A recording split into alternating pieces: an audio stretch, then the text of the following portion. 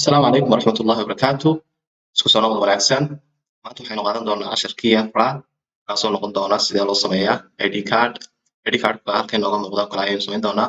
ID cardku waxaa loo isticmaalaa waa identity card. Kaarka aqoonsiga waxaa loo isticmaalaa marka iskuulada, jaamacadaha, kombaniyada waxyaabaha.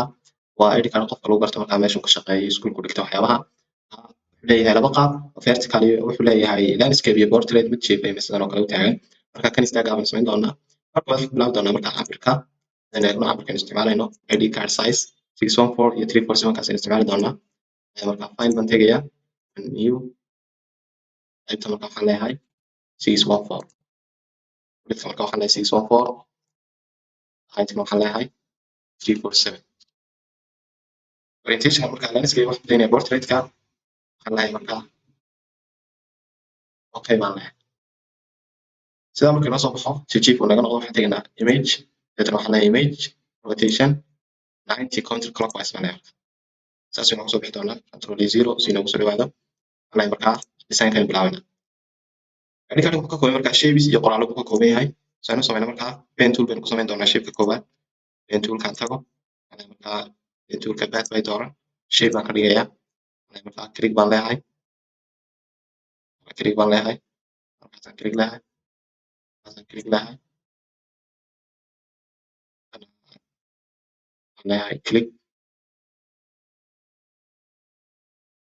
markaasaan click leeyahay. shape yar baan sameeyay markaa. shape color baan siin doonaa balaagan ka daynaa. buluuga baynu ka dhigno. buluuga baynu ka dhigno. stroke-na waxaan leeyahay none. waan soo weynaysiin doonaa control T. soo yar weynaysiin doonaa.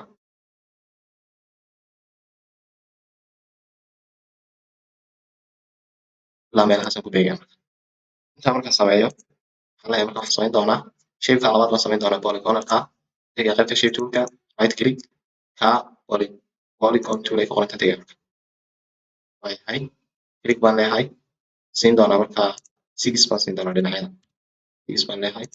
okay waan yarayn doonaa. color-kan waxaan ka dhigi doonaa stroke baan siin doonaa casaana. stroke casaana markaan siiyo. size-ka stroke-ga yara kordhiyo. waxaan leeyahay okay. markaan sameeyo waxaan ku beegaa markaa labada gees baan bartaan ku beegayaa. waxaan leeyahay okay. aan yara yareeyo control T. yaraan yareeyo. uu sawirkii yahay.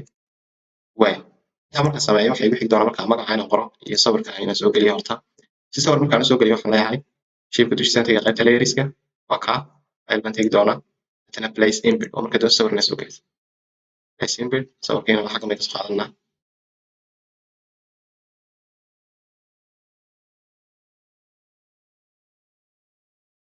sawirkii bay soo qaadanaa. file place input waxaan leeyahay markaa hoos u wad. sawirkii place waan yaraynaya markaa. dul dhigayaa koobadii. shape waan dul dhigay. waxaan leeyahay markaa shape-ka iyo sawirka marka waan isdul yaala marka doon is dhex gelisid waana sawirku sareeya xagga layers. sawirka dushiisa right click deetana create clip mas. sidaa markaa sawirka wuxuu u dhex galay markaa shape-kii. control T si aan soo yara weynaysiiyo. weynaysiin ayaan leeyahay marka. halka markaa ID card-kii waxaa sawirkii bay inoogu jira. qaybtiisa waanu samayn. waxaa inoogu xiga qoraalkan labadan qoraal marka waana magacii iyo title-kii. tape tool-kan tegayaa. waxaan leeyahay click. marka afartan ku qoran baan masaxaya afartan cadaan ah waxaan leeyahay. siis cusmaan highlight gareen. qaybtan kala kaalay. tan waxaad ka dhigtaa casaan. markaan u highlight gareeyo horta kalarkeeda waan bedelay marka. waan yarayn marka control T in yaraan yareeyo. qoraalkii kale title-ka maqan marka waa magacii kani. title-ka saan u sameeyo kan laftiisaan koobiyeynaya control J iyo copy garaysmay. waxaan markaa soo jeed bedel marka waxaan leeyahay graphic designer title-ka waan qoriyo. graphic designer size-kaan yareeyo. waay farta noocdaan markaa waana labadooda kala bedelaa. kaasaan ku daynaya markaa waxaan leeyahay okay kalarka madow baan ka dhigayaa madow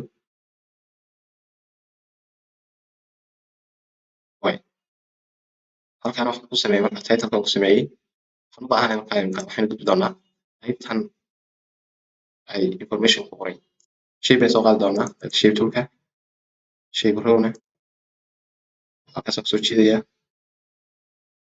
halkan marka soo jiido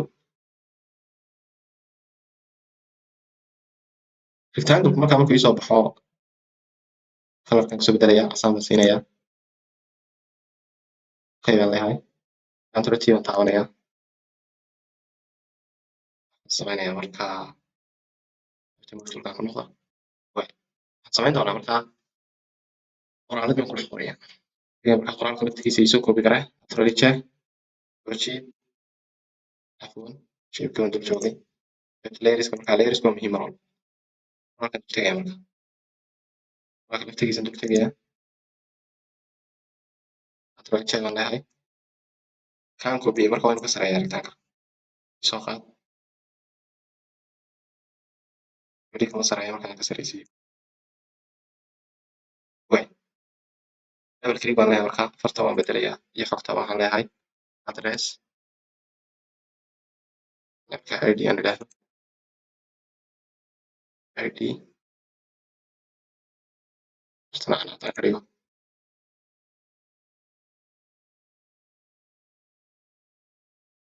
okay baan leeyahay control J baan leeyahay waxaan samaynayaa haddana ID address halkan waxaan ku qorayaa addresskii kan address baan ku qorayaa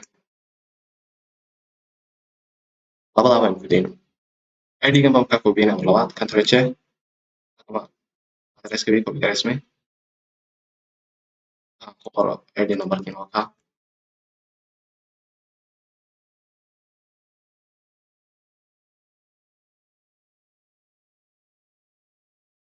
wax kaa baan ka dhigo laftigiisii koobiyey control J addresskana markaa halkaa hargeysa ku hargeysa